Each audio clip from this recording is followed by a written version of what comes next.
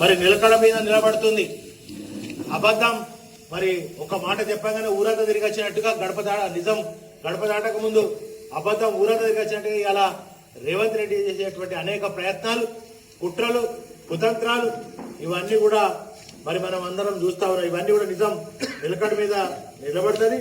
అదేవిధంగా ఈ యొక్క దొంగ హామీలను అమలు చేయక ఇవాళ ఇలాంటి ప్రయత్నాలు చేస్తా ఉండే ఎన్ని కుట్రలు చేసినా, ఎన్ని కుతంత్రాలు చేసినా కేటీఆర్ గారిని మీరు ఏం కూడా చేయలేదు, ఏం కూడా మీతో కాదు. అదేవిధంగా ఇప్పుడు ఎన్నికలు వస్తున్నాయి కనుక మళ్ళా రైతు భరోసా పేరుతోటి మరి మనం ముందుకు వచ్చిండు. మనం ఒక్కసారి ఎన్నికల కంటే ముందు పోదాం. ఇగో ఇప్పుడు ఇస్తే 10,000 రూపాయలు రైతు బంధు, ఎన్నికల తర్వాత 15,000 వస్తాయన్నాడు. డిసెంబర్ 9వ తారీఖు నాడు కేసీఆర్ ఇస్తే 1,00,000, నేను గెలిస్తే కాంగ్రెస్ ప్రభుత్వం గెలిస్తే 2 లక్షలు తీసుకోండిగా. ఇప్పుడు ఇస్తే కేసీఆర్ 1,00,000, మేము 9వ తారీఖు నాడు 2 లక్షలు ఇస్తామని చెప్పడం జరిగింది. మరి ఆ 2 లక్షలు ఎటువైనాయి? వాళ్ళు మన దాని సంక్రాంతికి అన్నారు, 15 ఆగస్టుకి అన్నారు, ఇంకో దానికి అన్నారు, దసరాకి అన్నారు, దీపావళికి అన్నారు. ఇవన్నీ పూటకో మాట గడుపుతూ ముందుకు వెళ్ళిపోతూనే ఉన్నారు తప్ప ఇప్పటి వరకు 50%, 50% కూడా రుణమాఫీ చేయని అసమర్థ ప్రభుత్వం ఇవాళ తెలంగాణలో కాంగ్రెస్ ప్రభుత్వం మాత్రమే. అంతేకాకుండా మరి అప్పుడే ఇస్తాన్న 15,000 రూపాయలు రైతు భరోసా ఎందుకు ఇవ్వలేదు? మళ్ళీ ఇవాళ ఎన్నికలు వస్తున్నాయి కనుక, స్థానిక సంస్థల ఎన్నికలు వస్తున్నాయి కనుక ఇక మళ్ళా మన సంక్రాంతికి అన్నారు. ఇప్పుడు సంక్రాంతి వస్తుంది, 14వ తారీఖు, 15వ తారీఖు సంక్రాంతి ఉంది. సంక్రాంతి కాదట, మళ్ళా 26వ జనవరి భారత రాజ్యాంగం రచించినటువంటి అంబేద్కర్ గారు రాసినట్టు అప్పుడు మనకు ప్రజాస్వామ్యం వచ్చింది కనుక మళ్ళీ 26 నాడు అంటారు. ఇక 26 నాడు మళ్ళీ దీని మీద మళ్ళా ఆధార్ కార్డులు కావాలి, లేకపోతే మళ్ళీ కొత్తగా అప్లై చేసుకోవాలి, ఇలా రకరకాల కారణాలు చెప్పి కాలయాపన చేయడానికి ప్రభుత్వం ఉన్నది. సబ్ కమిటీలు, మంత్రివర్గ భేటీ, అసెంబ్లీలో తీర్మానం, ఇట్లా ఒక్కొక్కటిగా మరి చెప్తూ వెళ్తున్నాడు తప్ప ఒక్కటంటే ఒక్కటి కూడా ఇప్పటి వరకు సరిగా అమలు కాలే.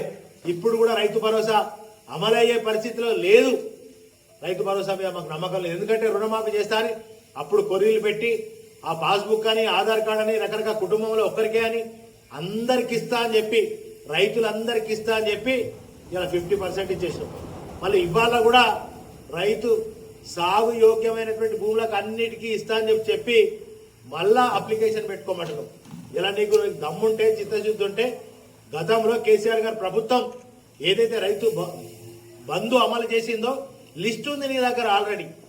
ఒక లిస్టు నువ్వు అనుకుంటే గంట సేపులో సెక్రటరీలో కూర్చొని ఒక గంట సేపులో నువ్వు 5 ఎకరాలకు ఇస్తావా, 10 ఎకరాలకు ఇస్తావా, లేదా నీకు ఏదైతే సాగు యోగ్యమైన భూముల లిస్టు నీ దగ్గర ఉన్నది, వెంటనే దాన్ని అమలు చేయి. అది చేత కాదు, అబద్ధాలు చెప్పి మళ్ళా స్థానిక సంస్థల ఎన్నికలలో మళ్ళీ ప్రజలను మోసం చేసే దిశగా, ప్రజలను మళ్ళా వంచే దిశగా, ప్రజలను నయవంచన చేసే దిశగా మళ్ళీ రేవంత్ రెడ్డి సర్కారు ఒక ప్రయత్నం చేస్తూ ఉన్నది. ప్రజలారా మనం అందరం కూడా ఆలోచన చేయాలి. ఇవాళ మళ్ళీ హరీష్ అన్నను హౌస్ అరెస్ట్ చేశారు. ఎందుకు అరెస్ట్? ఇవాళ నీకు మేము గురుకుల పాఠశాలలో ఫుడ్ పాయిజన్ అవుతుందని నిన్న కరీంనగర్లో కూడా ఫుడ్ పాయిజన్ అవుతుందని మేము పోతే మమ్మల్ని అరెస్ట్ చేస్తారు. ఇవాళ రైతు భరోసా ఇవ్వండి అని ధర్నా చేస్తే అరెస్ట్ చేస్తారు. మమ్మల్ని ఇళ్లకి వెళ్ళి కూడా బయటకు వెళ్ళలేనటువంటి దౌర్భాగ్య పరిస్థితి. ఇందిరమ్మ రాజ్యం అంటే మార్పు అంటే మేమేమో అనుకున్నాం, కానీ ఇవాళ ఇందిరమ్మ రాజ్యం అంటే ఎమర్జెన్సీ తలపించే విధంగా ఇవాళ తెలంగాణ రాష్ట్రంలో ప్రభుత్వం, కాంగ్రెస్ ప్రభుత్వం నడుస్తూ ఉంది. అటు ఉద్యోగాలలో ఆందోళన, ఇటు విద్యార్థులు ఫుడ్ పాయిజన్ అవుతుందని 57 మంది పిల్లలు ఆత్మహత్య చేసుకున్నటువంటి పరిస్థితి వచ్చింది. వాళ్ళు రోడ్డెక్కారు, నిరుద్యోగులు రోడ్డెక్కారు, ఉద్యోగస్తులు కూడా పిఆర్సీ రాక, ఇవాళ వరకు రావాల్సినటువంటి డిఎల్ రాక వాళ్ళు కూడా రోడ్డు మీకు ఎక్కేటువంటి పరిస్థితి ఇవాళ కాంగ్రెస్ ప్రభుత్వం తీసుకొస్తా ఉన్నది. ఈ రాష్ట్రంలో ఒక పేదైనా, ఒక రైతులైనా, ఎవరైనా ఒకరు ఆనందంగా ఉన్నారంటే ఒక మనిషి కూడా ఇవాళ ఆనందంగా లేడు. మా నిరుద్యోగులకు, మా పిల్లలకు స్కూటీలు ఇస్తారు, స్కూటీలు ఇవి అని అడిగినందుకు అరెస్ట్లా, తులం బంగారం ఏదని అడిగినందుకు అరెస్ట్లా.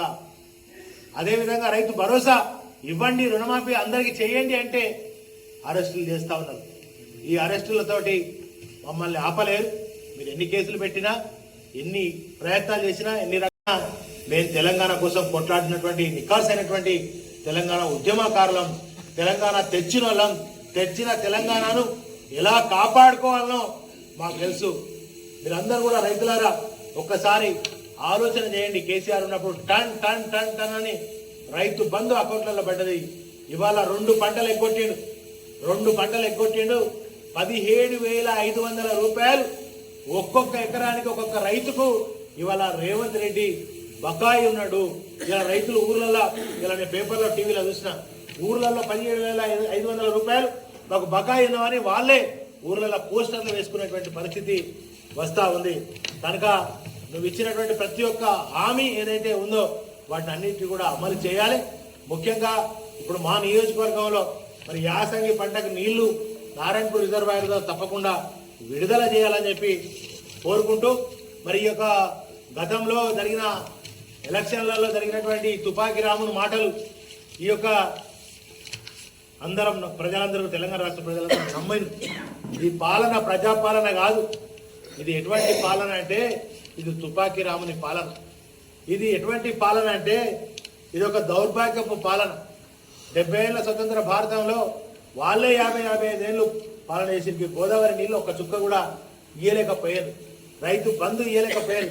కళ్యాణ లక్ష్మి ఇయ్యలేకపోయారు. ఏది ఇప్పుడు ఇచ్చిన దాన్ని మళ్ళీ మేము ఇంత గొప్పగా చేస్తాం అంత గొప్పగా చేస్తామని ఎన్నికల కంటే ముందు చెప్పి ఇవాళ మాటలు కోటలు దాటినాయి తప్ప మరి అడుగు కూడా బయటకు దాటినటువంటి పరిస్థితి అవ్వలేదు. మరి కొండను తవ్వి ఎలకను పట్టినట్టు కాంగ్రెస్ యొక్క పరిస్థితి ఉంది. కనుక ఇవాళ రేవంత్ సర్కార్ కీలు బొమ్మలుగా పోలీసు యంత్రాంగం మారినటువంటి పరిస్థితి జరిగింది. ఇలా పోలీసు రాజ్యాంగం తెలంగాణలో లేదు. ఇవాళ యనుమల రేవంత్ రెడ్డి రాజ్యాంగం నడుస్తుంది, కానీ అంబేద్కర్ రాసినటువంటి రాజ్యాంగం తెలంగాణలో నడుస్తలేదు. పోలీసులందరూ కూడా ఆ కీలు బొమ్మలుగా మారిపోయి ఇవాళ ఇబ్బంది పెట్టేటువంటి పరిస్థితి జరుగుతూ ఉంది. కేటీఆర్ గారి మీద బట్టగాల్సి మీద వేస్తూ ఉన్నారు. వారు కడిగిన ముత్యంలాగా తిరిగి బయటకు వస్తారని చెప్పి తెలియజేస్తూ, మరి ప్రజలారా, రైతాంగం ద్వారా మీరు ఒక్కసారి కూడా ఆలోచన చేయండి. మళ్ళీ దరఖాస్తులు అంటాను, దఫ్తర్లు అంటాను. మరి కేసీఆర్ ఏనాడు కూడా ఏ దరఖాస్తు అడగాలి, ఏ దఫ్తర్ అడగాలి, డైరెక్ట్గా ఏదైతే ఇవ్వాలనుకున్నాడో అవన్నీ కూడా ఇవ్వడం జరిగింది. మరి ఇవన్నీ మోసపు మళ్ళీ ప్రకటనలు వస్తున్నాయి. ఏది స్థానిక సంస్థల ఎలక్షన్లను దృష్టిలో పెట్టుకొని మోసపు ప్రకటనలు, అబద్ధపు మళ్ళీ ప్రచారాలు, అబద్ధాలతోటే ఆయన అందలం ఎక్కిండు. తిరిగి మళ్ళీ అబద్ధాలతోటి స్థానిక సంస్థలలో గెలవాలని ఒక నీచపు కుట్ర నడుస్తూ ఉంది. కనుక మనం అందరం కూడా అప్రమత్తంగా ఉండాలి. మరి మనకు ఎవరి ద్వారా అయితే మేలు జరిగిందో, ఎవరి ద్వారా అయితే మంచి జరిగిందో వారికి ప్రజలందరూ కూడా అండగా ఉండాలని మనసుగా కోరుకుంటూ, ముఖ్యంగా నారాయణపూర్ రిజర్వాయర్ నీటిని 4 రోజుల లోపు కనుక విడుదల చేయకపోతే రైతుల పక్షాన మీరు ఎన్ని బారికేట్లు పెట్టినా, కంచెలు పెట్టినా, పోలీసులను మమ్మల్ని పెట్టినా, మా మీద ఎన్ని కేసులు పెట్టినా కూడా మేము రైతుల పక్షాన పోరాడతామని చెప్పి తెలియజేస్తాం. జై తెలంగాణ.